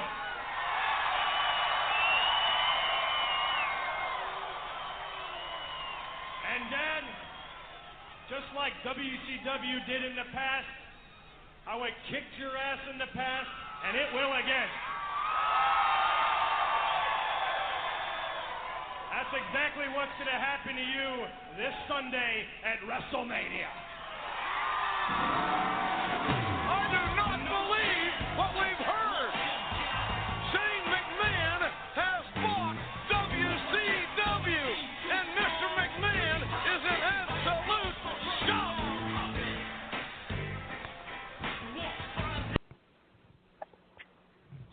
And we're back, folks. And it seems my co-host hasn't joined me yet. No, but, I'm here. Okay, here he is.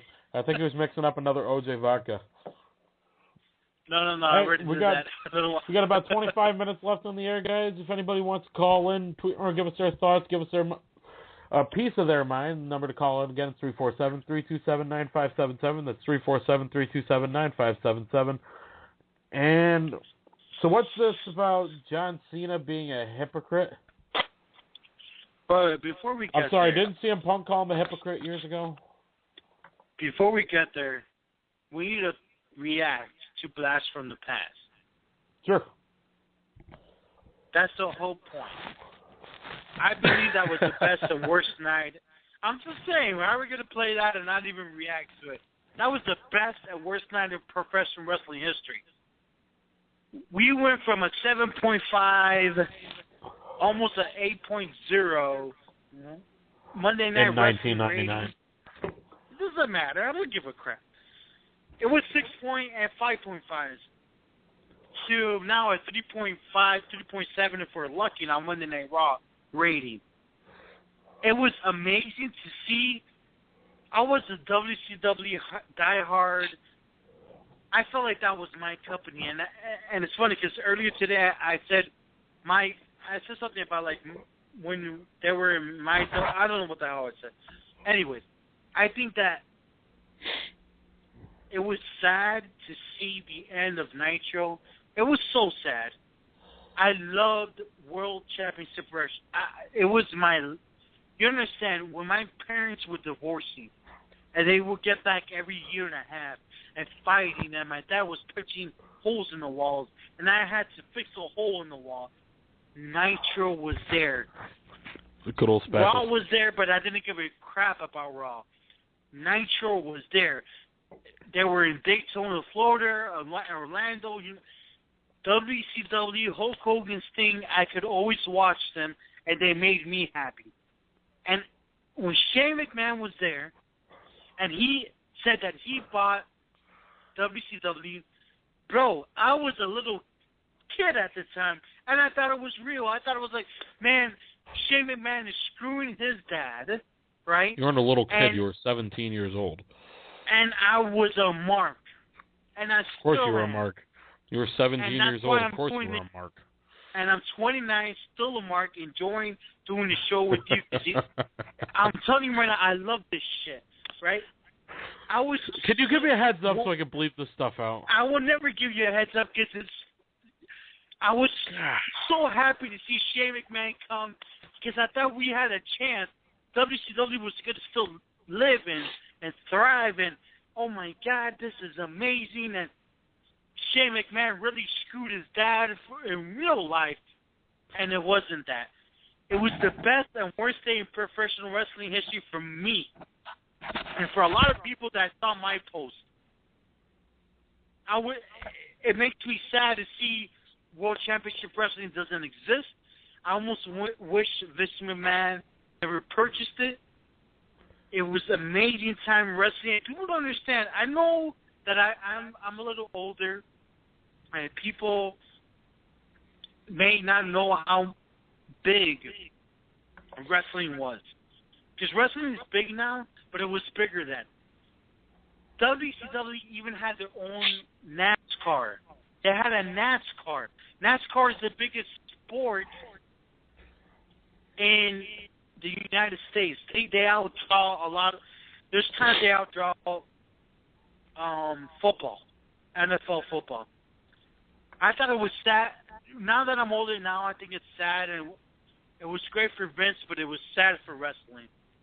What was your reaction? I saw the video the other day. I put it on Twitter. I got goosebumps seeing Shane McMahon come and brought me back to being a teenager again. And getting lost in my reality of wrestling, because I could forget that my mom and my dad were fighting and they're never going to be together again, and those were things going in my life. But that was my moment of being like, all right, I don't have to think about my life anymore. This is where we're at. And I'm looking at wrestling, and it had a big impact. I met Lex Luger, and I was shaking. So what do you think? I mean, was this the best thing for wrestling? This is the best and worst day at the same time. What do you think, John? I didn't really watch. I didn't watch back then, but I mean, it's never good when you don't have competition.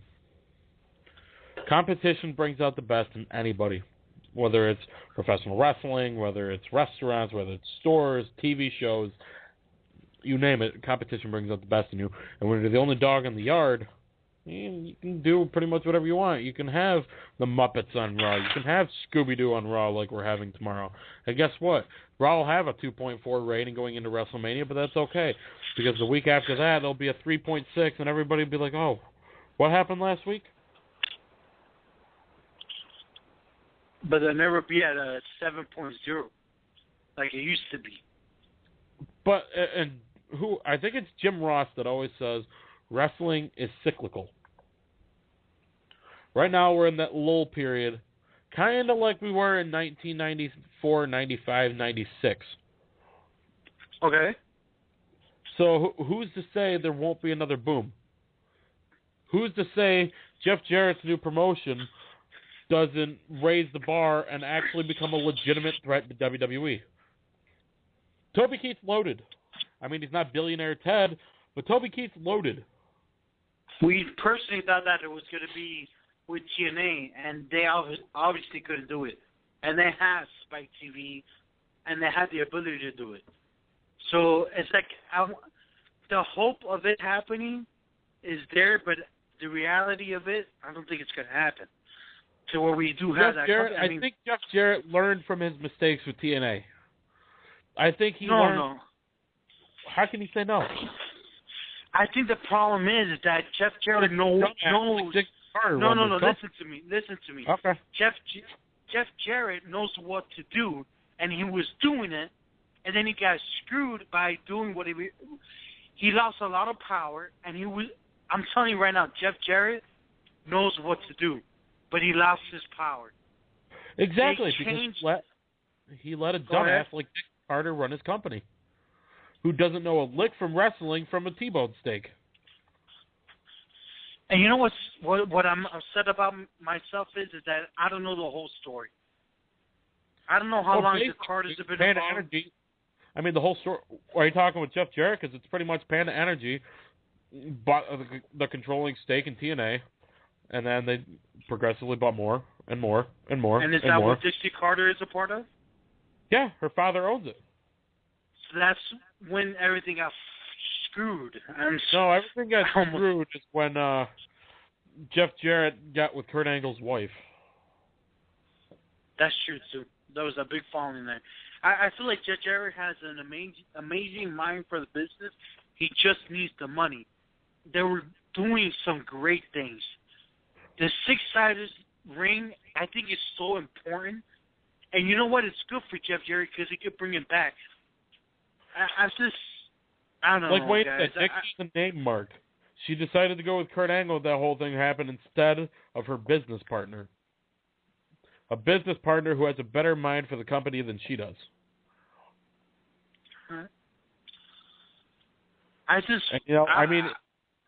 Toby Keith is a wrestling fan. Toby Keith has millions upon millions upon millions upon millions. Are you saying he's the next potential Ted Turner? Am I saying he's the next potential Ted Turner? No. He doesn't have that much money. I mean, he's not a billionaire. But Toby Keith certainly has enough money that he could easily support TNA, and he is a wrestling fan. I don't think he's as big of a mark as Dixie Carter is. But like I said, I think Jeff Jarrett's learned from the mistakes that he made running TNA the way he did the first few years. I'll give you that. He's probably he's for sure learned, right? But and he could get my CM point. What happened? And he could get CM Punk. You never know. Let me tell you this: if Jeff Jarrett is able to do it and get CM Punk, that would be amazing. Like Ted DiBiase says, everybody has a price. And I'm going to tell you this: for some reason, Wayne Daly's opinion means something to me. I wanted to come on the show one day and tell me what he feels about it. You know, like, I want to know what he thinks about Jeff Jarrett and what it means if there was a real competitor to World Wrestling Entertainment. Because I think, you know, he's been around so long. But anyways, I know he hates that I mentioned his name. Yeah, it's okay. Let's I've been move on. dropping the SOB all night. We're gonna have to put John, a link on the show. John, I know you. Are you holding up with your cold? Well, besides the fact that my head sounds like that I have a freaking bowling ball mixed with a spaghetti strainer, but other than that, yeah. I mean, I sound like complete crap with this, so you never know. But we're good to go. I only have about 13 minutes left, and you're laughing at me. I don't care. All right, let's go into the John Cena topic here. And I love that you brought this up to me because it brought a lot of memories up. And I know you told me that John Cena's considering a movie role. What was that? What is the movie role you were talking about? It's called Trainwreck. It stars Dolph Ziggler, which this is getting all 16 Ways of Sunday awkward. Dolph Ziggler's ex-girlfriend Amy Schumer, and it's a Judd Apatow film. And I think he was just simply offered the role. I don't know if he's going to take it or what. But so basically, I think it's kind of funny that Cena was saying that he would never go to Hollywood and leave WWE to do these movies. But I mean, I doubt that they're going to let John Cena leave the movie set to go do Monday Night Raw. Cena's in negotiations for it. Thank you. I have an article here it's Judd Apatow's next film, Trainwreck, has just filled out its cast. Apatow will direct the script, or a script written by and starring Amy Schumer. Now, almost a dozen actors have joined the cast, which already included Bill Hader, Brie Larson, and Colin Quinn. Also with Farhad Abdi, I don't know if I pronounced that right, Mark Birbiglia, John Glaser, Vanessa Bayer, and John Cena. Urza Miller and Tilda Swinton. So it's scheduled for release in 2015. So, I mean, and yes, I know that John Cena was written into Mondays when he'd done previous movies, but those were WWE films. So we're calling Cena a hypocrite because if you remember what happened in the past, he used to call out The Rock for leaving to go do Hollywood movies. And that was 1 year or two before The Rock came back to World Wrestling Entertainment. Is well, that the accurate? initial interview, if you're talking about the initial interview when he like bashed Rock for not coming back, was 2006, 2007. It might even been a little bit later than that, maybe, but it was a few years before he came back, and that's what they were talking about. That's what kind of started their little feud initially. And it continued, right? Like it got real serious. Well, it didn't really get that serious, but they used it for the storyline. And so, what do you think? What do you think about Cena? I don't care if he takes the role or not. He's considering it, right? Right. So it makes him a hypocrite, or am I wrong? What makes him a hypocrite is that he bashed The Rock for leaving WWE to go do a Hollywood movie, and now Cena's in negotiations to do the exact same thing. I mean, he can't really fault a guy for wanting to be successful, but at the same time, when you go out of your way for years to say that The Rock's a hypocrite for saying he loves WWE, that's all he's ever going to do, and then he leaves to go to Hollywood, and now Cena's saying the same thing. I love WWE, I'll never leave, and now he's getting a Hollywood movie offered to him. I mean, it kind of makes Cena look like a hypocrite. Do you think that Cena would leave? Well, I mean, if they'd let him come back for Monday Night Raw, then no. But, I mean, do you see a major movie company letting one of their top stars of a movie go for 3 days out of a week? I mean, that's kind of hindering your production time if you think about it. No, I agree. And I know that wrestlers have done it in the past where they show up, they're filming during the day and then show up to Raw. The Rock recently, let me not say recently, because I believe after all the crap I've talked about the network, he said this, and I quote from The Rock. He said that he left World Wrestling Entertainment and he didn't want to come back until he became a movie star. It sounds screwed up, but it's not. In a sense that he in that interview, he said that he didn't want to use World Wrestling Entertainment as his fan base. He wanted to go out. He became a star with Vince McMahon and Steve Austin, but he wanted to step away and see what he could do as an actor. I'm not faulting The Rock for it at all. I'm not siding with John Cena. I'm just saying Cena bashed him for years, saying that he left for Hollywood and then or he said he loved this but he left. I mean, I get Cena's not going to leave for years, but at the same time, I mean, how are you going to go blast somebody like that and then do the same thing yourself? I mean, at the same time though, I mean, you can't really fault the guy for wanting to move on with his, not so much move on with his life, make a decent living and do any opportunity that comes your way. So let me ask you, do you think that John Cena is at the point where this movie opportunity came to him? And to confirm with you, John, you told me that it's apart from WWE movie films, right? It's secondary. No, I don't know if it's a part of WWE films. Even if all right. If it is, or if WWE does something with it, then I can understand it. Because WWE did the filming around when Cena had to go to Raw. Do you think that John Cena is seeing that he's not going to be the main eventer here soon? Yeah. He sees that he's not the guy. I mean, he is like 37. He's like 36, 37, 38 years old.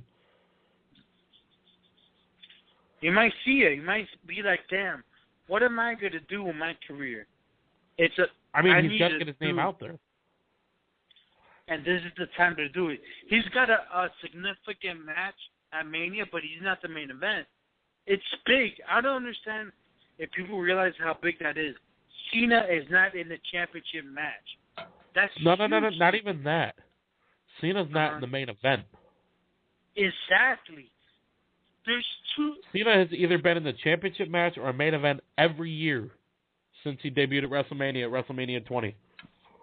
I feel like Triple H versus Daniel Bryan is more of a main event than his match, and he must see that. Because it directly impacts the main event. Exactly. Wow. Times are changing, and I'm excited about it.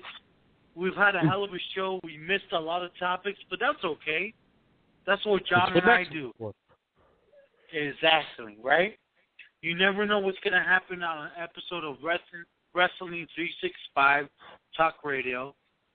Thank you, everybody, for listening. Thank you, John. I hope we have a lot of stuff coming up during the week of WrestleMania itself.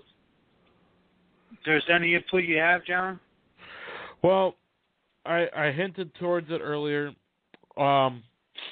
Basically, well, I won't be here for the first show. I think we're looking to do shows like every day. Not full shows like we do on Sundays. We will do a full show that Sunday. Right now it's looking like we're going to have a little Force of Wrestling reunion that day. But we're going to have a little best of kind of feedback from our 3 interviews that we've had. And as you've been hearing in the commercials, we have Ernest the Cat Miller who's going to be joining us for an interview. And we're looking to do that on March 31st next next Tuesday. And then we have also, Al, if you want to help me out with this, I believe we have David Hero, Pro Wrestling Report, Great Lakes Championship Wrestling. Yes, will be joining us that week. Also, go ahead. And we've been talking about Diamond Dallas Page. There's been a little, I don't know what's going on with it, but he should be on that week as well.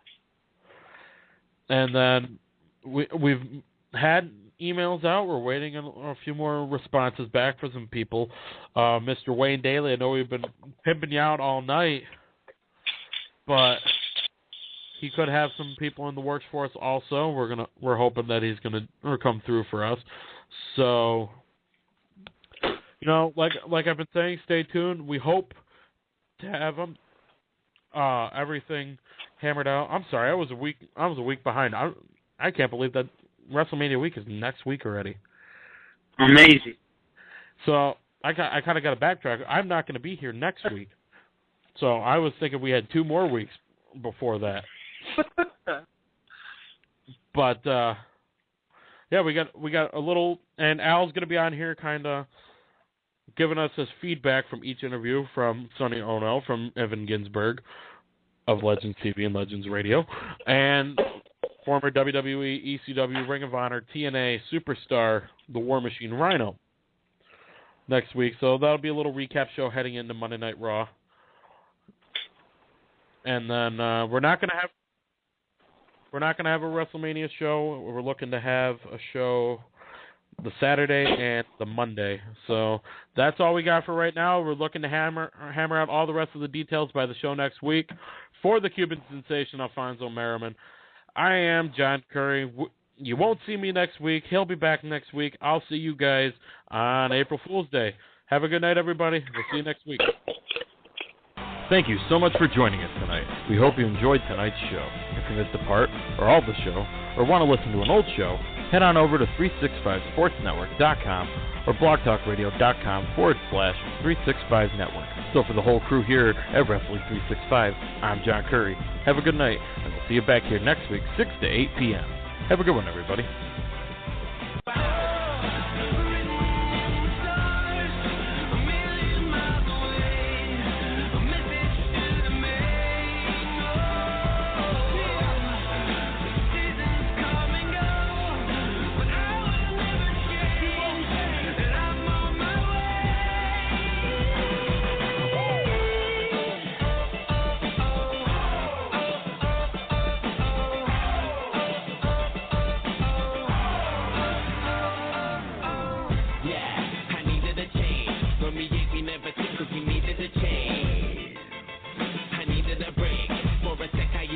Believing and praying, I even done illegal stuff and was needed a strain. They say the money is the root to the evil it's played, but have you ever been so hungry it keeps you away?